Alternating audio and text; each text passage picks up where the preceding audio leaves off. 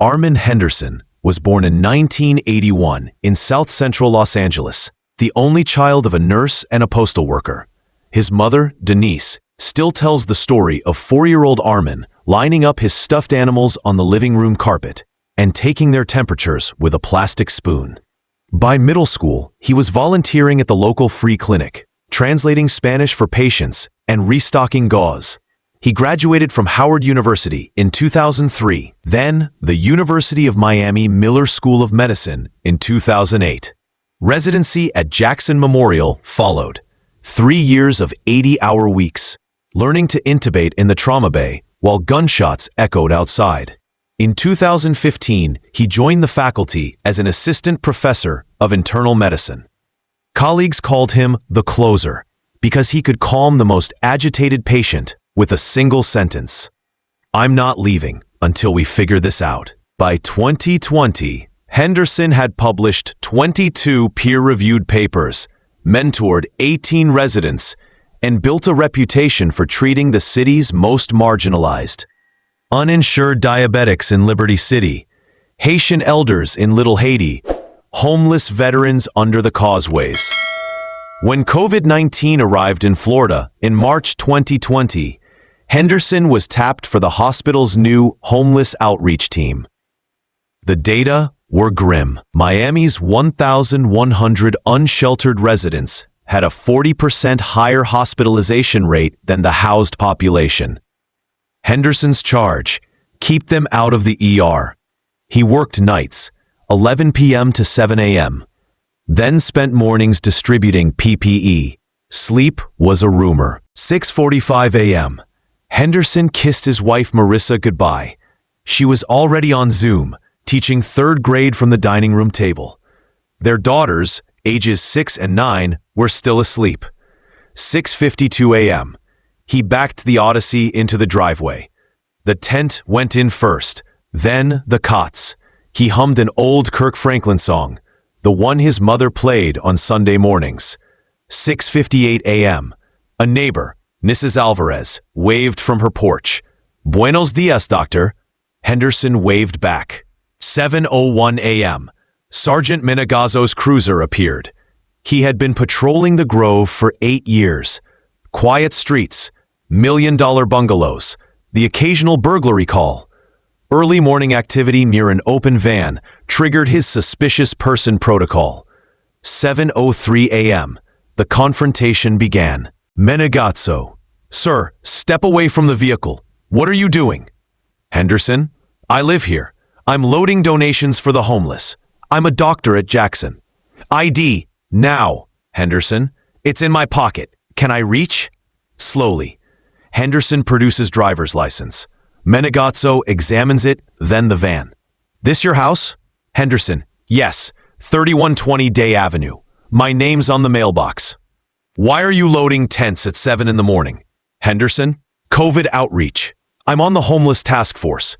These are medical supplies." Menegazzo: "Turn around, hands behind your back." Henderson: "Sir, I'm not resisting. I'm telling you who I am." Click of handcuffs. "You're being detained for suspicious activity." Henderson: "I'm a physician. I just came off a 12-hour shift. Please, I'm at risk for COVID. You're not wearing a mask." Menegazzo: "Stop talking." Henderson is placed in the bag. Henderson is placed in the back of the cruiser. Door slams. 7:08 a.m. Mrs. Alvarez, 74, had been watching from her porch. She recognized Henderson. He had treated her husband for pneumonia the previous winter. She dialed 911. "There's a doctor being arrested in front of his own house." 7:11 a.m. 2 more cruisers arrived, Officers Lopez and Chen. Lopez knew Henderson. They had worked together on a flu vaccination drive. Lopez: "Sarge, that's Dr. Henderson. He's faculty at UM." Menegazzo: "He didn't identify himself properly." Chen: "His ID says Armen Henderson, 3120 Day Avenue. That's this address." 7:14 a.m. The cuffs came off. No apology. Menegazzo returned to his cruiser and drove away. 7:30 a.m. Henderson's hands shook as he filmed a 42-second Instagram clip on his phone. I just got off a 12-hour shift treating COVID patients. I come home to load supplies for the homeless, and I'm handcuffed in front of my own house. This is what systemic racism looks like. By noon, the clip had 100,000 views. By 6 p.m., 1.2 million. April 11th to May 15th, 2020. Miami PD Internal Affairs reviewed. Body cam footage. Menegazzo's camera activated 38 seconds after handcuffing. Dispatch logs. Witness statements. Mrs. Alvarez, Officers Lopez and Chen. Henderson's personnel file, spotless. Findings, released May 18th. Number 1. Detention justified. Reasonable suspicion based on early morning loading of unusual items. Number 2. Handcuffing. Officer safety. 3. Failures. Body cam not activated promptly. Violation of policy. No mask worn. COVID protocol breach. Unprofessional tone. Yelling. Profanity. Discipline. Written reprimand. 8-hour retraining. May 19th. Press conference. Jackson Memorial Steps. They justified handcuffing a black doctor in scrubs, loading medical supplies during a pandemic. That's not policy. That's prejudice. I'm calling for suspension, not a slap on the wrist. He announced a partnership with the ACLU to track similar incidents. 1. Policy changes. Miami PD mandated body cam activation before citizen contact. All officers required N95 masks during pandemic interactions. 2. Community impact. Henderson's outreach program expanded to 5 sites, vaccinating 3,200 homeless individuals by December 2020. The city of Miami allocated $1.2 million for permanent supportive housing. 3. Personal toll. Henderson developed insomnia. His daughters asked, "Daddy, why did the police hurt you?" He began therapy. Henderson's case was not isolated. In 2020 alone, Dr. Susan Moore, Indianapolis, filmed herself dying of COVID, alleging racist treatment by white physicians. Dr. Ule Noy, Atlanta, was handcuffed while dropping her child at school.